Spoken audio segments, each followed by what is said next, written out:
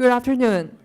My name is Delia Xing, and I'm a second-year communication studies major student at UCLA. And here with me today is Jeffrey Lang, a first-year full-time MBA student at UCLA Anderson.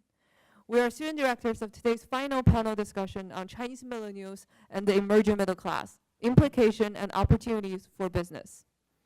The Chinese middle class and millennials are becoming the central drivers for global economy, creating huge opportunities for Chinese and U.S. companies in many different markets and sectors.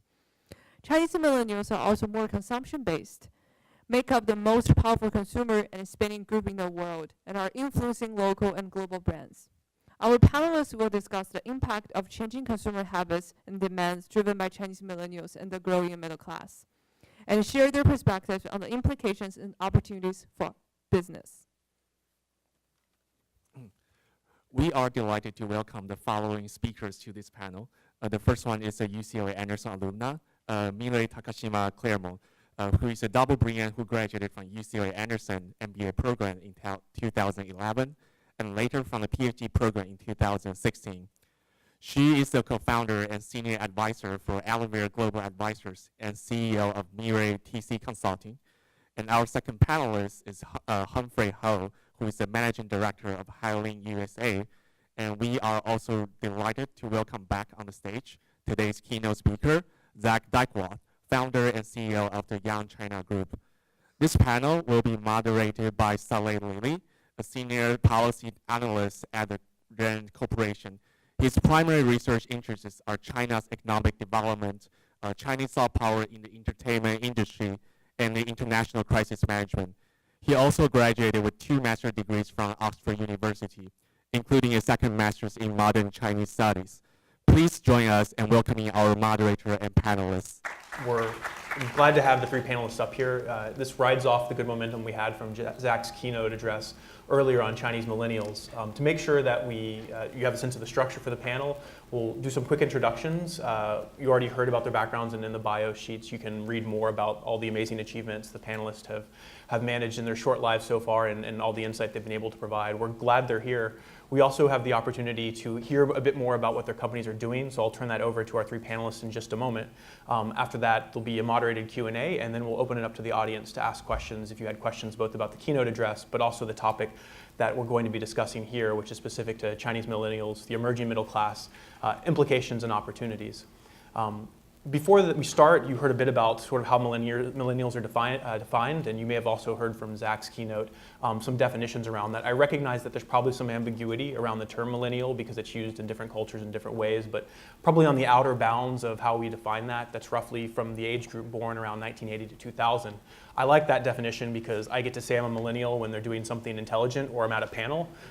Or we can use the shorter one from like 1985 to 2000, in which case if millennials are doing something silly, I can be like, I'm not a millennial. That's not me. But in either definition, we heard earlier today that the total number of mainland Chinese who are represented in that rough age group or that cohort is about northwards of 400 million individuals. And as they are both coming of age, those who are just becoming adults now, but also the older age of the cohort, they're beginning to have children now, they're marrying, they're buying and spending impulses, their culture and their relations both internally to China, but also how they may relate to the outside world is going to definitely shape the world. So without further ado, I'm going to turn it over to each of our 3 panelists. I'll start on the far right with Dr. Mirai Takashima Claremont, and then I'll go from there to Zach, and then onward to Humphrey Ho.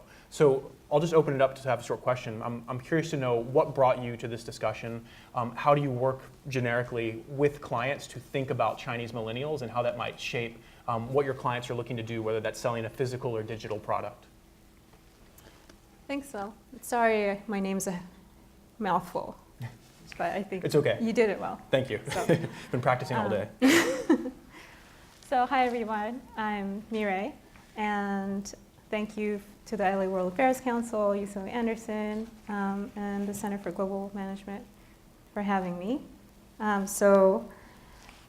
Before I answer your question, I want to step back a little bit and think about when we're looking at data and analytics and all of this anecdotal evidence we have about China, the most important thing to really think about is the why. And Zach and I were talking about this last night, but if we don't understand the why, then it's harder to predict the future, even if you think you have good data and good observations. So with that said, when I think about how to help clients, I think about what I did for my academic research, which is to really figure out the why of cross-cultural differences between Western consumers and Chinese consumers. So I think when it comes to research and combining the research with what's going on in the market, that is really what makes it a powerful combination, because if you understand what's going on in the market, what's underlying is cultural differences, which stems from differences in philosophy, sociology, psychology, anthropology, history, et cetera, et cetera. And those are the things that businesses often don't think about or don't have enough time to think about, but are really, really important. And you see all of these companies having these mistakes that are being made. I don't want to name any names, but a lot of these big luxury companies recently have done blunders in China and have been even delisted. So these have huge implications for what goes on in the market. It's not just about, being culturally sensitive to be nice and being a better business person. This is actually about the bottom line as well. So thinking about the underlying reasons why there are differences between Chinese millennials and American millennials and what's going on in the marketplace, I think is really important. So, Mira, you're being very business savvy. I know you can't name people who failed in the Chinese market, but since most of you are millennials in the crowd, that means you're looking at your phones right now and not us. So I would encourage you to Google 2019 Chinese New Year advertising fails, and you could see who some of the people she's talking about, because it's real. It really impacts your market size, and I understand we have to be diplomatic, but there's certainly, that's the business case for the people who are coming to you. If they're in retail, how do they sell these things, and how do they not go down that same path of luxury items that think they've had a great advertising buy and then it falls flat on its face. Right. So. By the way, you should definitely name names, because then they might call you tomorrow to help That's solve true. their problem. That's a great true. opportunity. Well, hint is pig, and religion in the U.S., big one. And then what else? These are some Year of the Pig advertising campaigns. Mhm. Yeah. So shifting to that, yes, same please, question. go on. Zach, we got to hear from you earlier about what brought you to this topic, living in China, then having the Right. opportunity to write about that. I guess maybe building off a bit in this case, because the audience has already heard you once. Let's pivot now to what you're thinking about in terms of your firm. So Young China Group. If you're trying to get a Fortune 500 firm or anybody who's in the retail space, service space, trying to understand why they should care about millennials, how are you starting that conversation with them? How are you bringing them into that discussion for China? Because they may know, North American millennials. How are you bringing them into the conversation about mainland China? Right. So the first question, why should you care, is a relatively easy conversation. The potential for impact of this young generation. I went through some of the statistics this morning. Obviously, the size is unparalleled. The only other massive millennial population in the world is India. And there's actually an interesting statistic in terms of purchasing power that I think is relevant. So UBS did a great study about how many. It was hardly a study so much as just comparing purchasing power around the world. How many days do you have to work full time in order to buy an iPhone 10, based on the average income of certain cities around the world? In New York, you had to work 6.9 days full time in order to be able to buy an iPhone 10. In Beijing, you had to work 39.3 days full time, not spending on rent, not spending on food, not spending on basic existence, in order to afford an iPhone 10. And often I find people making comparisons between India and China. So Mumbai, you had to work 114 days, 114.7, I believe, in order to afford an iPhone 10. So when you think of massive millennial populations with burgeoning purchasing power, as well as one that's supported by a demographic model that I was discussing before, the 421, which of course acts as a funnel for pressure, it also acts as a funnel for resources. There is no other population on Earth that has the impact potential of this young generation. And most of the folks who get in touch with me have come to terms with that already. And so the next question, and I think probably the most important question that I deal with, is how do you unlearn a lot of the stereotypes that guide strategy formulation for particularly for Western firms approaching China. Because there's a lot of these nagging stereotypes around China being a copycat nation, around China being relatively poor, about China being consumers being extraordinarily status driven, about linguistic differences that were informed by old China. But this young generation, again, I talked about this earlier, the generation gulfs, not generation gaps, but generation gulfs, the distance from one generation to another in China is unlike anywhere else in the world. So a lot of the first things I do are issues of unlearning. The first unlearning I talk about is something I talked about today, which I normally call the Shanghai fallacy. The Shanghai fallacy is an executive of a large firm who's interested in either entering the China market or investing somehow or interacting with China, goes to Shanghai, stays there for a week, has a wonderful English-speaking guide who has spent most of their lives immersing their brain in the English mental diet, watching Friends every day, watching How I Met Your Mother. I mean, honestly, these are the ways that people get proficient, not just in the English language, but also the Western culture. They're having a great steak. They have a beautiful glass of wine. They look out on the bun. Boy, is it nice. They read all the brands they recognize. They ignore all the ones they can't. And then they go home and they tell folks, wow, for China, modernization means Westernization. In reality, Shanghai is the least representative city in China, and they have managed to curate the least representative China experience. Unfortunately, most people, that's their impression of China, and then they develop strategy based on that. So that's the first unlearning. For China, modernization doesn't necessarily mean Westernization. And this, of course, is a very top-down approach, but often that's a guiding principle. The second part that I usually start with, particularly when talking about Chinese millennials, is that Chinese millennials don't actually exist. I know this is troublesome because I gave a talk this morning about Chinese millennials. But what do I mean by that? Of course, and Sale, you're right, when you're comparing international cohorts, creating rules about, okay, 1980 through 2000, suddenly we can compare Japan to India to Germany to the United States. It is good to have these mutually accepted definitions. But you have to understand the term millennial was created by marketers in the 1980s to sell more hula hoops, essentially. Like they're creating borders around a group of people who had historically similar experiences. Their bank of experiences were similar. So their way of looking at the world was similar, so you can market to them in the same way.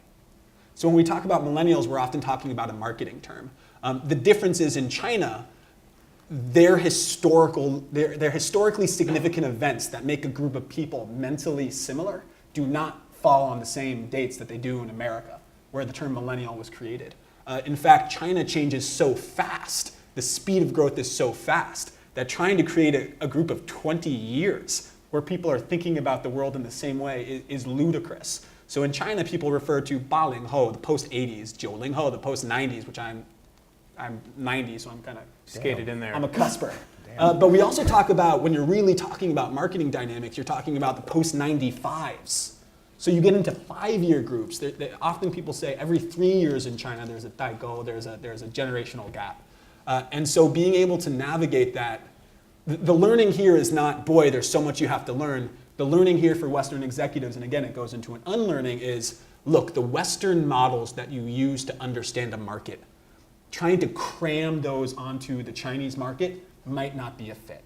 And it's best to learn about the sort of Chinese models, the way that they see themselves, the way that they segment themselves, the way that they understand their own culture. Often those are far more instructive when you're developing your own strategy, either about market entry or about creating a product that'll just make people's dreams come true, or about designing a trip or designing a property. It's trying to see the world from a Chinese point of view instead of just using a Western model to sort of cram groups of people, treating Chinese millennials like people's kids over here, but with just different haircuts. People fall into that trap quite often.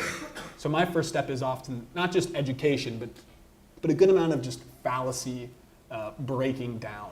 Maybe that's a good opportunity while at a business school to advertise that MBA school trips need to hit more second and third tier cities on that process to unlearn the things they may have heard or the rumors that they've seen. Without a doubt. And honestly, you see that more and more. I get messages, what should I see in Chengdu and Chongqing and Wuhan? You're starting to see a relatively more diverse, but I also spend a lot of time in fourth and fifth tier cities.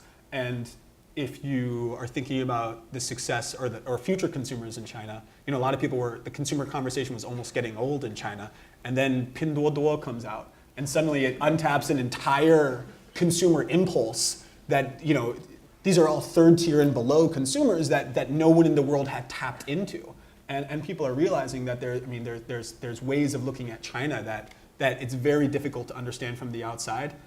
If you take a more Chinese approach to it, even with your Western frameworks, it'll actually benefit you and your organization considerably. Maybe this is a good time to ask Humphrey his perspectives on mainland China. So Humphrey, you're managing director at High Lake Digital, and you're meshed or just deep in data on how consumers or your clients are going to try to understand the Chinese market, whether that's here on the Western side or on the other side of the Pacific where they're marketing products. Can you give us a sense of what your day-to-day work is like, and then what brought you to look at this demographic? Sure. So I'll take a step back. We see the world in 5-year segments, 80, 85, 90, 95, and the number is 40%. Today, 40% of my client budgets, we are the largest digital advertising agency in China. I have the honor of having sunny Santa Monica as one of my offices and windy New York, but 40%.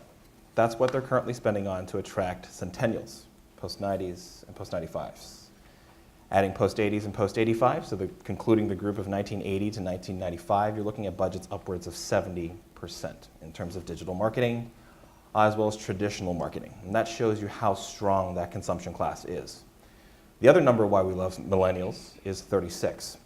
36% are the number of millennials currently paying their credit card bills not on time in China.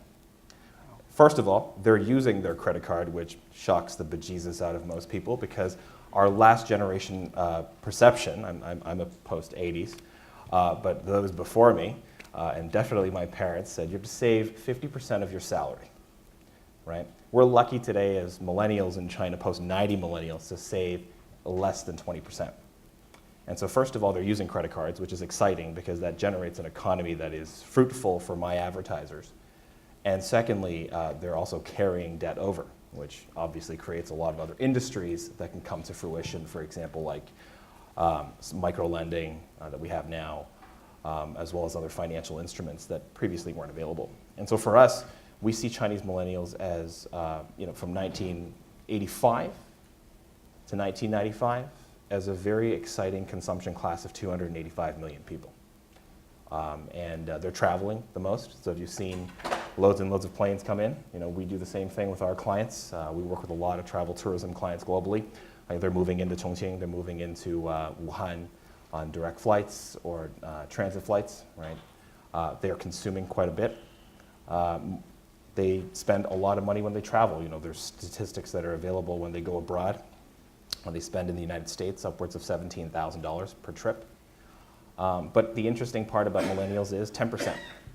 So unlike a lot of other folks in China domestically who consume mostly for products, 10% is actually on travel and self-fulfilling experiences. For example, they'll sign up to universities or self-learning courses, but they'll also use travel as a means of fulfillment.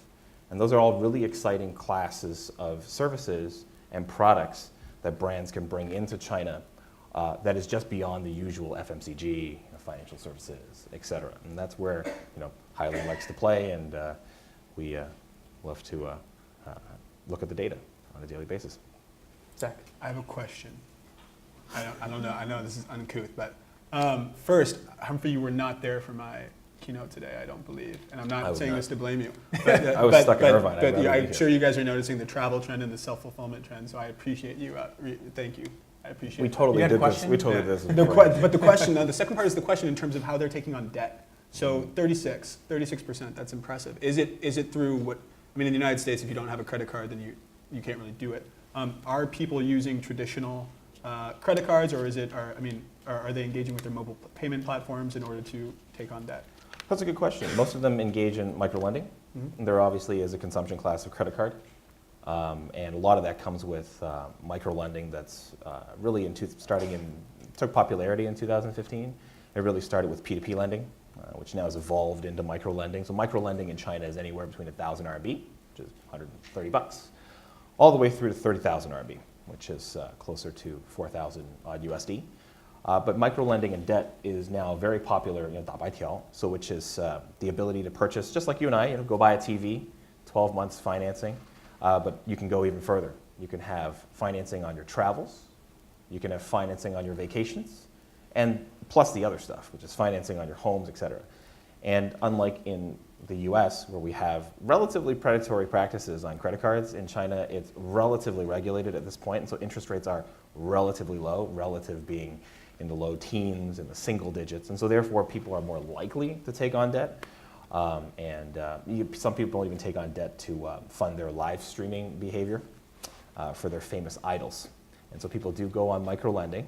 A lot of internet celebrities in China, when they launch a photo book or when they go to a concert, in order to buy a banner, or not a banner, a piece of out-of-home advertising on the Bund in Shanghai or in Beijing, they'll take on microlending of 100 RMB just to support their idol who is having a concert tonight or a photo book launch to advertise. So the socialization of debt is one of the things that fascinates me most, beyond just the usual, buying a big thing and taking on some debt.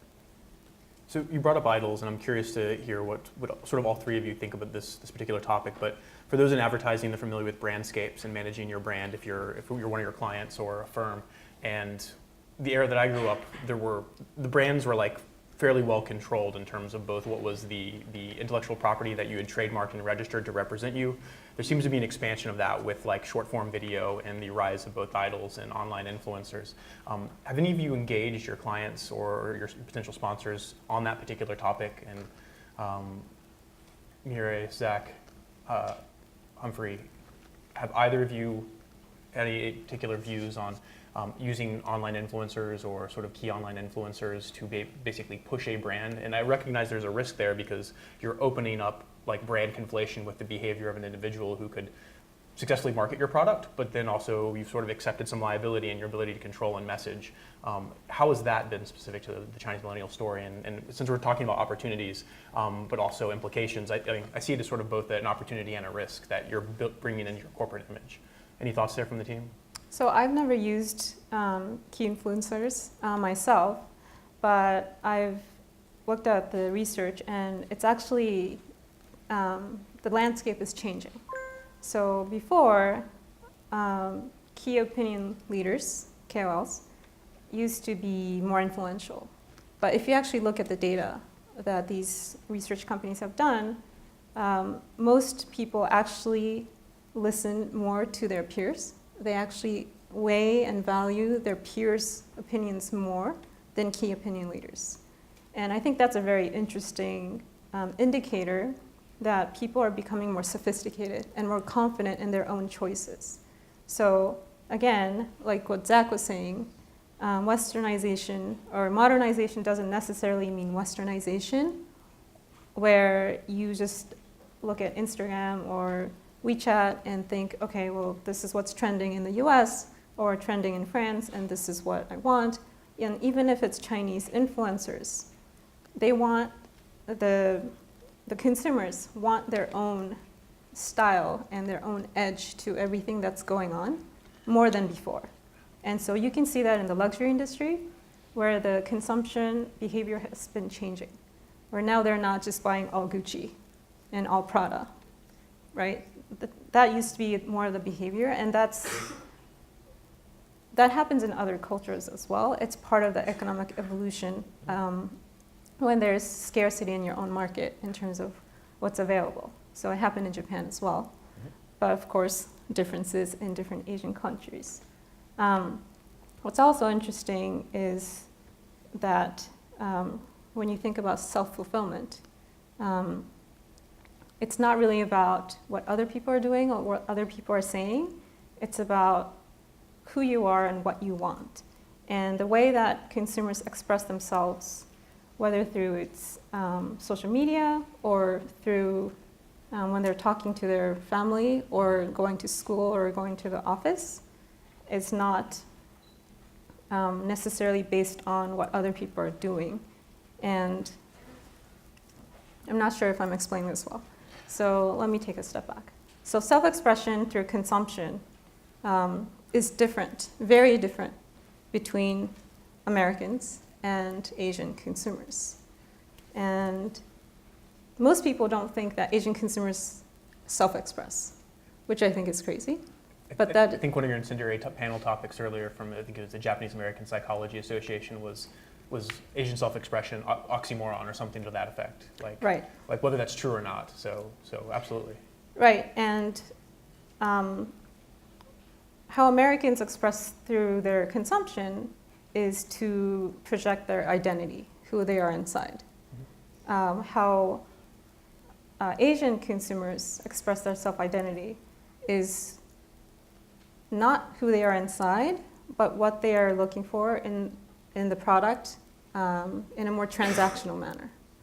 So that's why the fulfillment aspect is not just about whether you like the brand or not. It's what it's going to do for me. And so when they're looking at micro-influencers or key opinion leaders, if they don't bring that to the table, it's not really going to serve their purpose as well. And they think their peers know better than the key opinion leaders in what they're looking for. Zach or Humphrey, any thoughts either on writing that topic for self-fulfillment through consumption and the research behind that, or separately what we had just been discussing for key opinion leaders? I've got a few thoughts about the KOL thing. Primarily because it feels like one of those areas that everyone and their mother sort of wants to talk to you about. It's a really exciting space in China just because the levels of engagement. A lot of people assume that, okay, I see young people here in the United States, I kind of get the feeling of how they use phones. Young people in China, I see them on phones a lot, it's probably the same. They're probably using their phones in similar ways. I had some numbers that I actually did not include this morning. I'm going to run through super quick just to sort of compare usage rates and levels of engagement. So these are from Major, which is a U.S. research firm that's actually been doing some pretty interesting work in China. I don't want to, okay. Several times a week I create original content for my online channel. In the United States it's 12%, millennials agree, several times a week I do that. In China it's 33, so around 3x. I'm creating original content for my own online channel. Several times a week I post reviews about movies, restaurants, travels, or other activities. So anyone who has any physical space, brick and mortar, anyone who has a restaurant, anyone who has a hotel is now gripping their chair a little bit tightly. In the United States, 13.6. So a good amount of millennials do that. In China, that number is 36%. I share everything I do online. The United States millennials, 28% agree, 28%, pretty high. In China, it's 55%. And so usage rates, engagement rates, and identity formation. It's not just about what do I do for fun. It's where do I go to seek out a peer group. It's where do I go to form opinions of myself. It's where do I go to seek out brand tribes, because a lot of people are using brands, especially, we talk about China and consumers definitely wanting to individuate, but on the other hand, if everyone's plastering Supreme on themselves, it's very clearly entering into a brand tribe. It used to be that there was these broadly recognized brands that meant we're doing well. If I wear a Gucci belt, we are doing well, and that was kind of enough. Supreme is relatively expensive, and it doesn't necessarily suggest that you're doing well. It suggests that you're part of sort of a subgroup. Like I watch 中国游戏哈, like I listen to Chongqing rap. I have like certain perspectives about my parents. Like there's more identity questions wrapped into it. It's more of this brand tribalism that you kind of got in the United States in the 60s. And so I think the role of key opinion leaders, depending on what their group is, can actually be extraordinarily effective.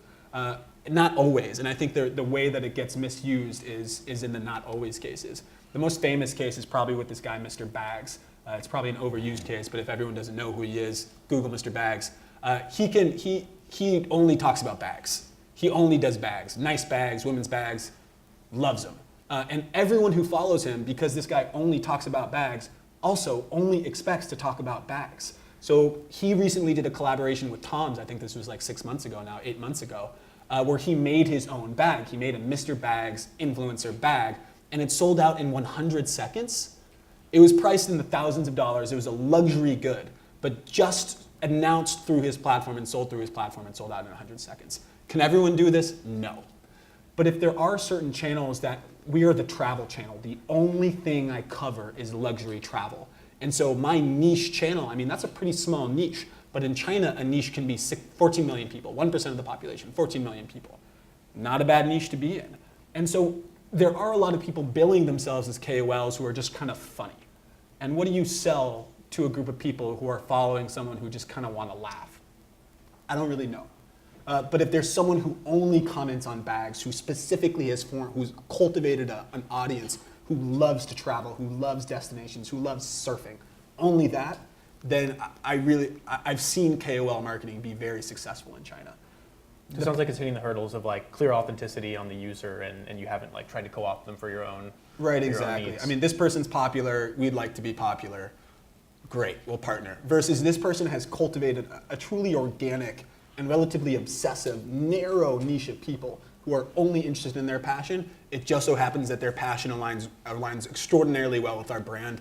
That's an organic relationship. And in China, because of the level of engagement you get and the way that people are going online for that identity formation, remember, this is a generation of single children. I think we often overestimate that, but one of the things that you do see is the willingness to engage online, a willingness to create friendships, to create identity, facets of your identity online. Certain brands have done that extraordinarily well through the KOL market.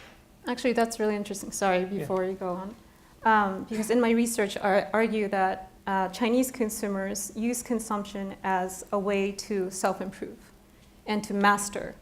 And that is, of course, not just in consumption. If you look at Chinese culture and education, or taking piano lessons or whatever, what have you, it's always about the mastery. It's not just let's try it out. It's about doing something better and self-perfecting, not just for yourself, but also for the greater society. And that's still very pervasive in people's DNA. And that comes from, of course, Confucianism, primarily. And it goes back to this idea of having social currency. So consumption in China, more than in the US, is about social currency. So it's about building your experiences, trying new things, trying new products, so that you can talk about it, so that you can share about it online or with your friends and peers in social groups. So I think that aligns really well with what you're saying.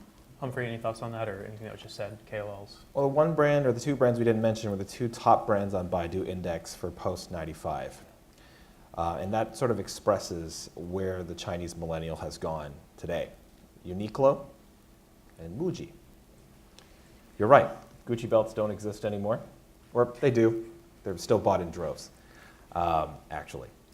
The other thing is Supreme, no longer just tackily put on cars. On the GT3 RS that they must all do. I've seen a few here in LA. I was going to say, still also done. Still also done, yes, still also done. But in terms of consistent activity and winning, I think you have to look at masstige brands, because masstige brands now are able to micro-target. If you think of what Uniqlo does in China, as it does in Japan, it has tie-ups. It constantly has cross-collaborations in the multitude of flagship stores that they have across China. They have a Disney collection at any given moment next to their Star Wars, next to the Lego, next to et cetera, et cetera. So there is an ability to consume with one brand, but express in a multitude of directions. The second concept is we think that KOL influence is alive and well. We're the third largest transactor of KOLs in the country, so we should like that. They do now deliver CPA, so brands love it. Whether or not they actually reflect on the masses is one thing. It is a really cost-effective way now, because they do drive conversion, measurable conversion. We now know a given KOL's ability to convert a certain product because of the proliferation of e-commerce tie-ins, on Douyin, on Xiaohongshu, etc. The KOL is the e-commerce platform. And so from a marketer's perspective, it's now far more predictable to understand the cost of CPA, to acquire a group of KOLs and utilize them to sell product. Lipstick is a very good one. Lipstick is the most popular KOL sold thing still today in China amongst luxury brands. So they are, we believe, alive and well. So given the nuance or some of the things you mentioned there, Zach had pointed out that sort of the product purists are the ones that come through very strong in that, and regardless of the niche market, it's still going to be large enough for the business case. Is there any other nuance in addition to that? So you have your product purists. Who else are being able to successfully sell to millennials in this KOL category, or is that it? One or two things. People that are more experienced than I am I follow them, and therefore I want their product. If they do not have to be a purist, like Mr. Bags, for example, is a very good example. We have now evolved in terms of the influencers that we have. We choose to follow travel, we choose to follow fashion influencers, but actually the things that sell are not the fashion, are not the travel products that actually sell with them. With our clients, actually, someone who is well-traveled sells a luxury product better. For example, makeup items, because you need makeup to travel. For example, they sell that far better. A travel KOL sells electronics better because of the perspective he or she has when traveling. Usually a travel KOL has many beautiful photos and videos and all that. And so therefore, they're far more effective at selling a Nikon than they are an electronics unboxer. And so in China, I would find that in the US, product purists here, tech KOLs, fashion KOLs, except luxury KOLs, etc., they sell products that are very much more in line with what they represent. The products that sell the best amongst influencers in China are actually what it aspires you to be. Those are the products that we actually inject with our clients. Right. Someone who travels to France would understand lipstick far better than someone who sits at home in Guangzhou. Yeah, who live streams that. Right. Eating. An unboxing.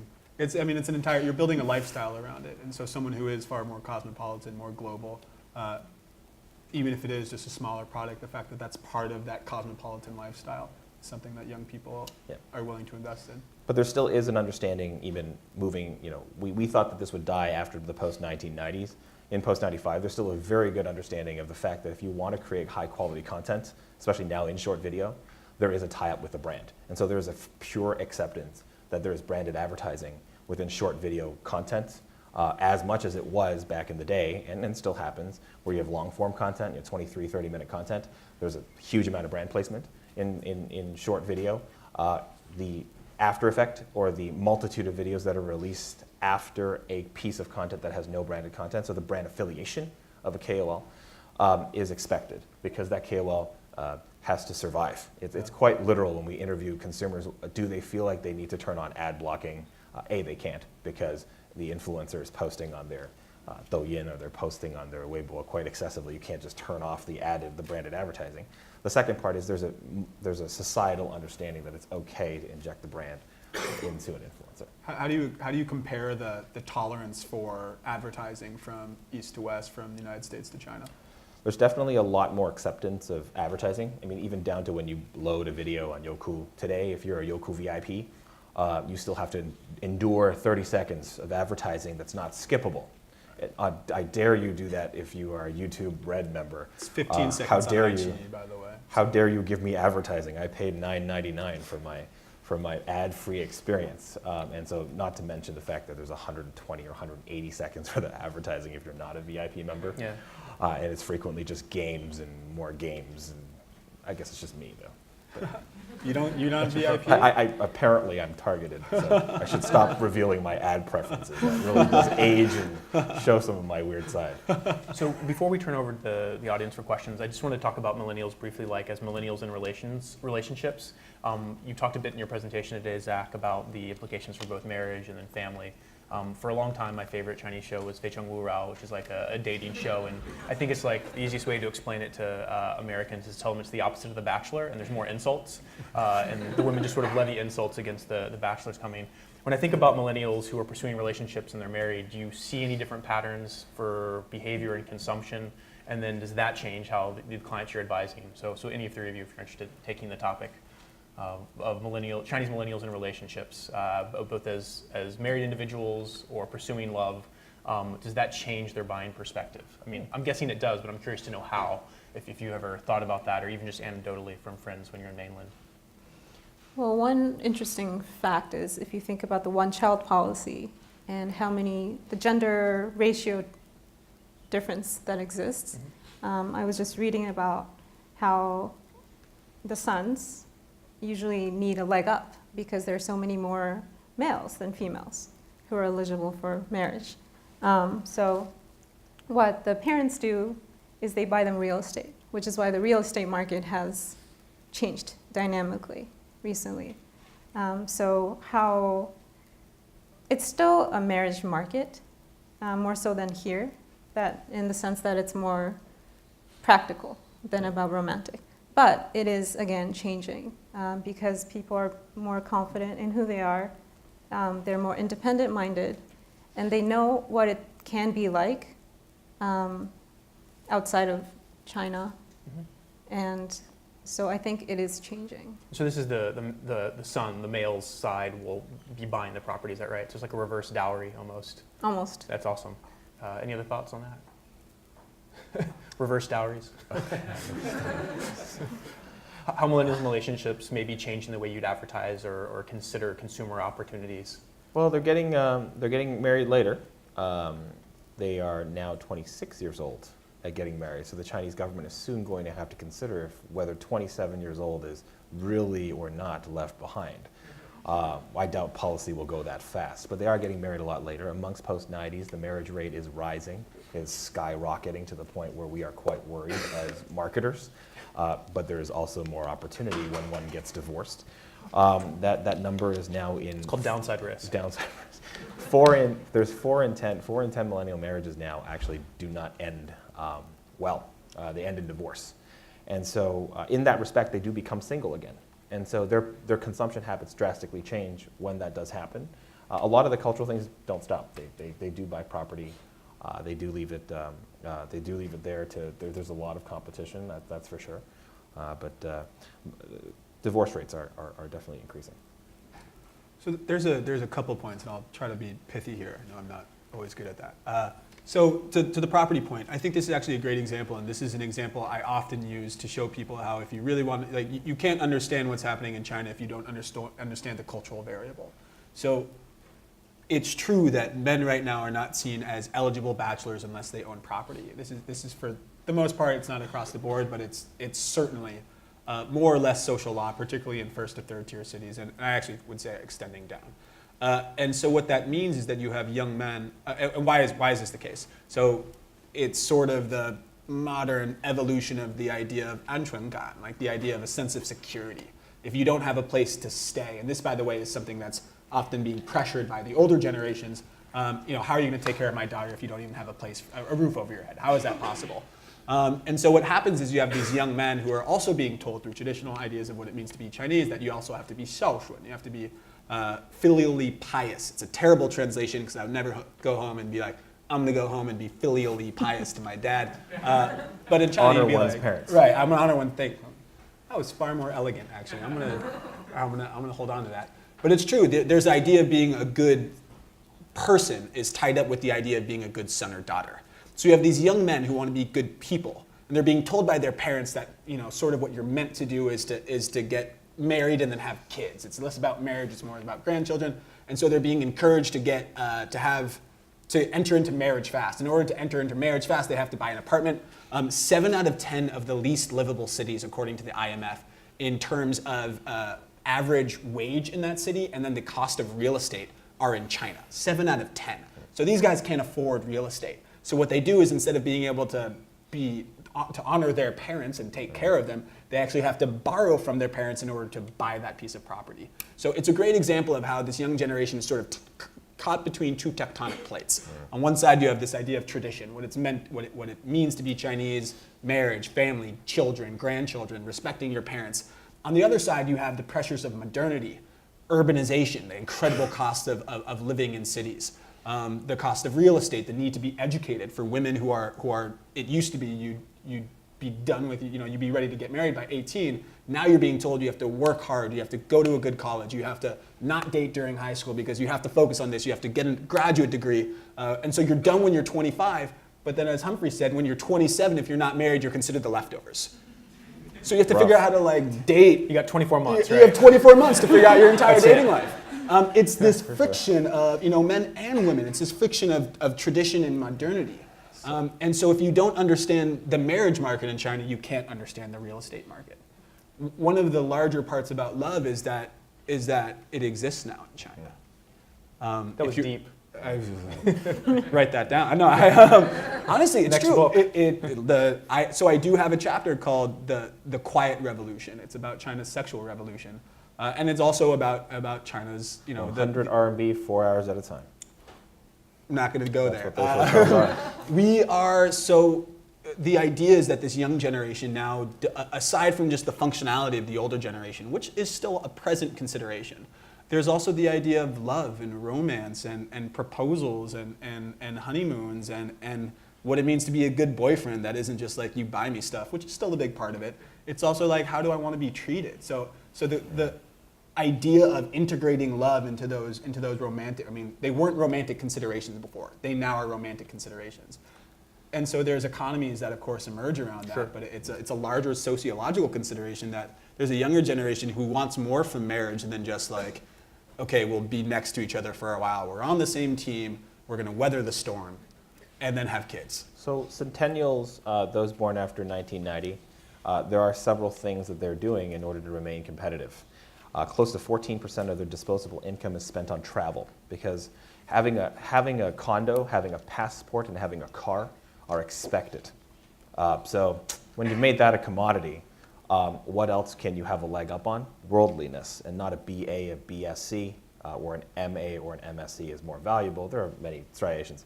But travel is one of the things that they're spending on. The second thing that they spend on, that's close to about 10% of their disposable income, is now on oneself. So if you talk about consumption as self-expression, the one thing that men and women do have to spend on now is fitness and health related. So no longer is it just, I'm a male, I am 26, I am Shanghainese or I'm Beijingese, I have a hukou that's in the right place, I have an Australian passport, I have a parking spot that's, they don't ask you how much your condo costs, they ask you how much the rent on the parking spot costs, then you have both. Which, by the way, you're describing, this used to be like an actual more or less trading card that people would exchange being like, are we a fit? Still Your basic happens stats amongst still happens in social the generation. In the younger generation. Now they spend close to 10% of their disposable income now actually staying fit and healthy. So supplements, health supplements, nutritional supplements, and gym memberships are now taking off in China as a means of actually staying competitive, not just in age and sort of the checkbox list of things that you're supposed to have as a commodity, it's how good you look. And so cosmetic surgery and looking like one's idols for both men and women are now a key competitive differentiator. And so it opens a lot more for advertising opportunities and marketing opportunities to a different set of industries that is just beyond conspicuous consumption. That was a great conversation on that. I didn't expect to go that direction, but thanks for all of your insights. We're going to pivot now to make sure that the audience has a chance to ask questions. We're going to take questions now from the audience. If you have a question, please walk forward to one of the two microphones that are in the middle stairway. My only request is that when you ask your question, just identify the speaker you'd like to have, ask that question, and please avoid two-part questions. If we have time, we'll get to your second question when someone else has had a chance to speak. And surely, with a bunch of UCLA MBA students, econ majors, and business majors, one of you will be wise enough to ask for an internship at any of these three companies that are represented here. Carpe diem, folks. Anybody have a question for our topic of millennials? Yeah, Highland Digital. Come on up, please. 21 spots open in LA Yeah. and New York if you want to be smart and ask that question. Sorry, say that again? 21 positions open. Oh, really? Wow. There you go. I'm going to send you guys my resume after this. Hello. Too expensive. 15 an hour. Yeah, go ahead, please. Thank you. Hi, thank you very much. Very interesting panel. I was in China last year and I heard a lot about the Chinese dating market. It was fascinating. So I guess my question is directed at Zach. Now with Chinese women becoming more empowered through education in the workforce, do you find them being more selective, I guess, with a mate, not just in terms of like finding a great place to live, but do you think they're choosing to become more independent? Is that becoming more acceptable? Thank you. Thank you for your question. I would say it depends on where you go. So a lot of the conversation, and we're talking about the concept of leftover women, 剩女. Lida Hong-Fincher has done an incredible body of research on this topic. She just had a book that came out, and she talks about she focuses a lot on the winners. So the typical leftover woman is perceived to be a career woman, a high earner, well-educated, someone who has put off the idea of marriage, of dating, of kids, because they focused on their career. And she writes about that extraordinarily persuasively, and I think with a really incredible body of research. And so that is sort of what you're describing. You have this independent, career-minded, and you definitely are seeing that, particularly in big cities, which is where we end up focusing a lot of our time. Shanghai, Beijing, without a doubt, 27 is definitely no longer the cutoff. It's 30, and even 30 is kind of being roughed up. Shanghai especially. But when you start to get to second and third tier cities, when you get to fourth and fifth tier cities, it's a much more difficult stigma to shake off. And this is one of the things that I always sort of get frustrated with. We have such a high propensity to focus on these amazing role models based on our values in China, and they are amazing, and I'm a huge proponent of seeking out the life that you want. But what we miss is that there's a lot of women in China who are not finding the love that they want, who do have ideas of romance, but who haven't been able to actualize that, and they're not the high earners, they're not the career women, they don't even necessarily want to be independent, and yet they're still barbed and sort of weighed down by these leftover women's stigmas. I think that's the really difficult thing. So we do end up focusing on these incredible career women, and that is definitely becoming a trend, and there are an increasing amount of role models for that within China, there's no doubt. I think outside of first-tier cities in the more cosmopolitan and particularly bilingual circles, there is far less social acceptance than you'd get in those more elite circles. Just to add to that, there's actually a really great SK2 ad campaign on leftover women. I'm sure you're familiar with it. Yeah. But it's very powerful, it's tear-jerking, and it addresses all the self-empowerment and feeling left over as an Asian woman. I think they ran it in multiple countries in Asia. They promoted it in the marriage market in Shanghai as a means of informing it's okay to stay single. However, unfortunate to that fact, until we can shake off the other side of that stigma, which is a successful woman can also empower themselves and their family and do better. So 1 + 1 = 3 in terms of being married. It will be a very difficult conversation to have in terms of making that socially, very much more acceptable, even in tier 1 cities and beyond. Because there is still that concept of if you're able to find a husband, not only should you do that, that's not you're hitting the golf ball, you have to swing. The job of a woman is quite difficult in China because they must also ensure the success of husband and themselves and their career, and unfortunately, have a child, sort of the social requirement these days. Even though they're delaying it, it is still an inevitability. And so if we flip the coin in China, a lot of feminism takes two ways of looking at it. Remain single for a very long time. But another way is actually take pride in the literally just holding up the earth with the 1 or 2 hands that you have. And there's a lot of that celebrated in China as well. And so I think we should look at it from that perspective. So as much as there's an SK2 campaign that empowers women to stay single, it's okay, saying it's okay. The Dove campaigns in China are also equally as powerful because it says of the amount of things you have to carry on a daily basis and the stressors that you have having to achieve that level of success, and you've done a hell of a better job than the dude that needs his slippers when he comes home. So that is definitely another way of seeing it, and a lot more brands are choosing that direction of empowerment, even down to how lipstick or how skincare products, they've changed their point of view. Instead of saying stay young, you preserve the light, etc., it's to celebrate the fact that this helps you along just this much on the day that you have to encounter this many things. Hey, good afternoon. I have a quick question. From all the things that we talk about, it seems that we talk about Chinese citizens specifically. How applicable are these trends that we're talking about for Chinese descendants that live in everywhere, basically, right? As a second or third generations everywhere.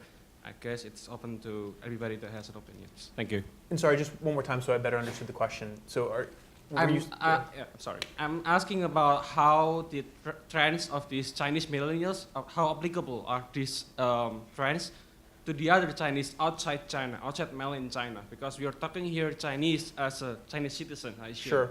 So how about other Chinese descendants that live in Australia, in the States, and everywhere else? And this is great for Los Angeles. I think this is the largest Chinese diaspora within America. I think more than 1 million citizens just in the LA area, making 1 in 12 citizens being ethnically Chinese, I guess. So, thank you. Any thoughts on that, on how these lessons you've applied also work outside LA, Australia, any other locations for the Greater China topic here? Maybe just a quick question too. Humphrey, I know you work specifically with just locally with Santa Monica so they can better understand how Chinese worker market here. I know that's probably on the tourism side, but I didn't know if there's also an angle for what our audience member had asked about Chinese living abroad, second generation, third generation. So there are three kinds of Chinese people, Chinese, of Chinese descent, right? There are Chinese who are currently in China. There are LTT, long-term temporary, those who are here to study on a visa or recently immigrated up to 3 years. And then there are those who are born here, second, third, fourth generation, et cetera. For those who are non-LTT and non-domestic Chinese nationals today, the consumer behaves exactly like the consumer they are domestically. And so if you're an Australian consumer or an American consumer, we find, because we do a lot of work domestically on LTT, as well as we do a lot of advertising for Chinese here, Asians here, because it's very hard to tell if you're still Chinese, right? Of all the, you don't remain Chinese for very long. After about 3 years, the third year, is when they drop off in terms of being Chinese as a advertiser, a consumer of advertising. They just simply become every other person in the United States, and they fit into a socio-demographic of the products that they need to use, and we target them based on those behaviors. So after about 3 years, you're no longer Chinese as from a user perspective. It's fascinating. So 36-month tether from when you arrived to... And then Facebook takes over your life, and then Instagram. You're off WeChat? Is that what happens? You're on WeChat, but Moments wasn't worth a damn anymore. Yeah. Weibo is a thing of the past. I'm not sure who to address it to, but I know you guys talked about a lot about traveling, and I'm making an assumption here, but I'm assuming most of that travel is to Europe and United States. Is there a business opportunity to, first, is that correct? Sorry, it's a two-part question, I guess. First, is that correct, that mostly it's Europe and the United States? And if so, is there an opportunity to promote travel to other places, specifically maybe like places like Latin America? That's a very good question. We work in travel tourism. Our firm represents the most number of travel tourism entities in the United States. Just over 3 million people come here. The interesting part is that's not a lot of people compared to those going to Europe, but they spend 17 days in the United States. They travel into 3 counties. We can track them into 3 counties on average per stay. Transcon is coming, transcontinental travel from New York to LA, San Francisco, et cetera, is coming back alive. When they go to Europe, the average travel period is 5.7 days. Although the retail spending in Europe is closer to $4,000, the experiential spending, the consumption on non-hardware based traveling in the United States is upwards of $6,000, meaning they go and they see things instead of buying things. A, because you don't get tax back, so you might as well spend your money doing something else here.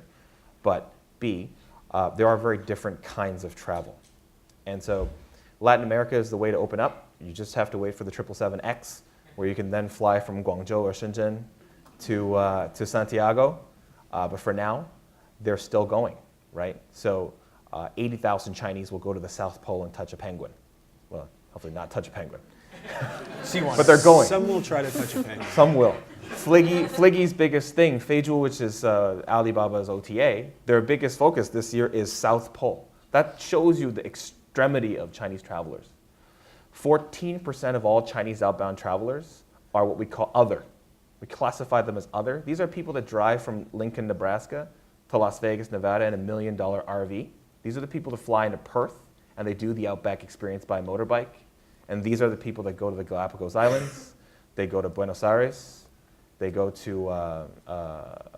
they go a lot now to Cuba, but that's not in South America, and Brazil. So there are those that we call the other.